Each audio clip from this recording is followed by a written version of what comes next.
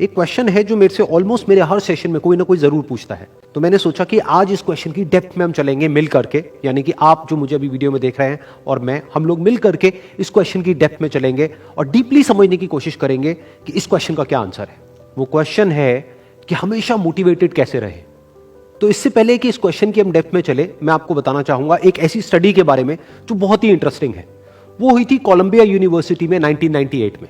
एक प्रोफेसर ने स्टडी को किया जिसमें कि बहुत सारे बच्चे थे जो कि सारे 5th स्टैंडर्ड के थे और उनको पजल्स थी बहुत तरह तरह की सॉल्व करने के लिए। उसमें से कुछ पजल्स बहुत ही मुश्किल थी, कुछ बहुत ही आसान थी।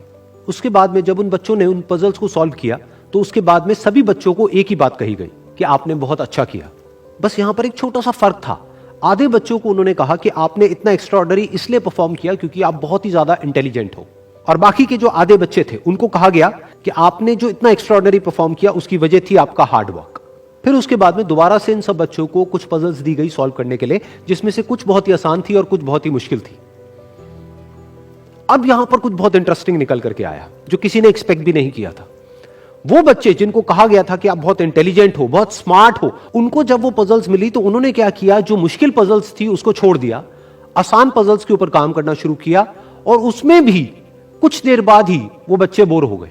दूसरी तरफ से वो बच्चे जिनको कहा गया था कि आपने इतना एक्स्ट्राऑर्डिनरी परफॉर्म इसलिए किया क्योंकि आपने हार्डवर्क किया, उन्होंने सिर्फ आसान पजल्स को अटेम्प्ट नहीं किया बल्कि मुश्किल से मुश्किल पजल्स को भी अटेम्प्ट किया और सॉल्व किया। फिर उसके बाद में जब ये पूरी स्टडी कंप्लीट हुई तो उन बच्चों से पूछा गया कि किसको ज्यादा मजा आया इसको करने में।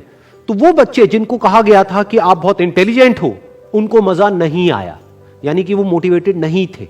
और वो बच्चे जिनको कहा गया था कि जो भी आपने किया वो अपने हार्डवर्क की वजह से किया, उन्होंने ना सिर्फ अच्छा परफॉर्म किया बल्कि वो एंड तक मोटिवेटेड भी थे और उनको मजा भी आया। अब ये स्टडी जिसके बारे में मैंने अभी आप लोगों को बताया, ये इतनी इंटरेस्टिंग इसलिए है क्योंकि ये जिस तरीके से हम सोचते हैं हमारे थॉट पैटर्न को चैलेंज करती है। हम क्या सोचते हैं कि अगर हम पेरेंट्स हैं या हम टीचर्स हैं और अपने बच्चों को हम बोलेंगे कि आप बहुत इंटेलिजेंट हो, आप बहुत स्मार्ट हो, तो वो अच्छा परफॉर्म करेंगे।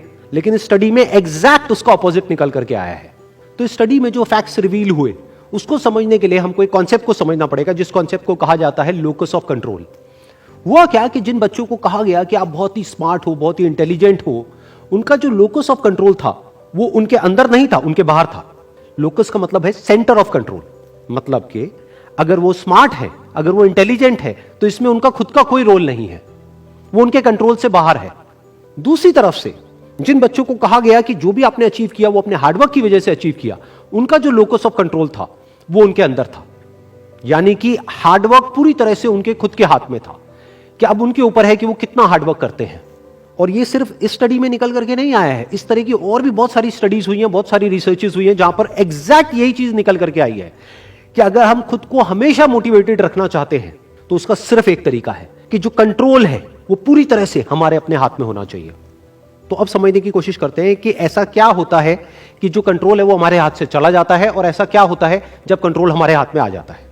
जब भी हम एक्सटर्नल फैक्टर्स की बात करते हैं कि मैं ये नहीं कर पा रहा इस वजह से, उस वजह से, उस वजह से, जो कि मेरे कंट्रोल से बाहर है, तो हमारे हाथ से कंट्रोल चला जाता है।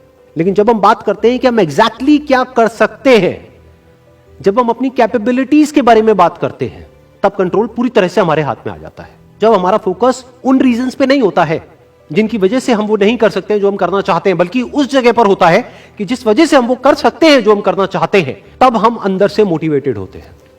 फॉर एग्जाम्पल, आप जिस भी फील्ड में हो उस फील्ड में कुछ लोग हैं जो टॉप पे बैठे हैं। आपके पास में दो ऑप्शन है। एक, आप बोल सकते हो कि वो लोग, उनके अंदर कुछ स्पेशल है, उनके अंदर कुछ एक्स्ट्राऑर्डिनरी है, उनके अंदर कोई ऐसा टैलेंट है जो आपके अंदर नहीं है, या फिर उनकी किस्मत है जिसकी वजह से वो वहां पर बैठे हैं, या फिर उनके पास में कुछ था, किसी का सपोर्ट था जिस वजह से वो वहां पर है। अगर इसमें से ऐसा आपने कुछ भी बोला तो आप फंस गए। अब आप मोटिवेटेड नहीं रह सकते उस काम को करने के लिए जो आप काम कर रहे हो, क्योंकि अब कंट्रोल आपके हाथ से बाहर है। क्योंकि अब अगर आपके पास में वो है ही नहीं जो उनके पास में है, तो अब आप वो कैसे बन सकते हो जो कि वो बन चुके हैं।